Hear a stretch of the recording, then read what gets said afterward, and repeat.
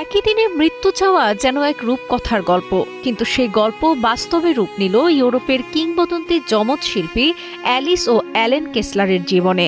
একই দিনে পৃথিবী থেকে বিদায় নিলেন তারা। আন্তর্জাতিক গণমাধ্যমের তথ্য অনুযায়ী দীর্ঘদিন ধরে যমজ দুই বোন করে আসছিলেন যৌথ বিদায়ের পরিকল্পনা।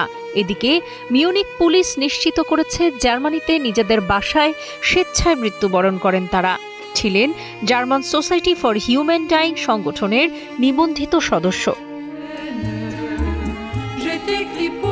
এর আগে গত বছর ইতালির এক গণমাধ্যমে সাক্ষাৎকারে তারা বলেছিলেন, আমরা যেভাবে জীবনে সবকিছু একসাথে করেছি, বিদায়ও নিতে চাই একই সাথে।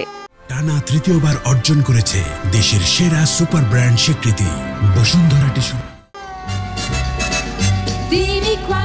1936 সালে জন্ম নেওয়া অ্যালিস অ্যালেন ছোট থেকেই নাচ আর সুর মিলিয়েছিলেন জাদুকরী যমজ জীবনের গল্প।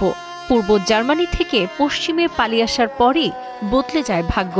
প্যারিসের লিডো ক্যাবারেট থিয়েটারে আবির্ভাব, এরপর শুরু আন্তর্জাতিক যাত্রা।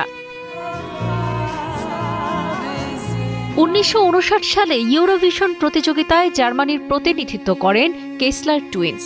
টিভি শো, স্টেজ পারফরমেন্স, অসংখ্য কনসার্ট, ধীরে ধীরে হয়ে ওঠেন অপরূপ যমজ জুটি।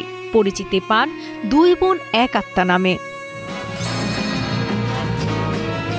নাচ, সঙ্গীত, ইউরোপিয়ান পপ কালচারের ইতিহাসে কেসলার টুইন্স এক অনন্য নাম।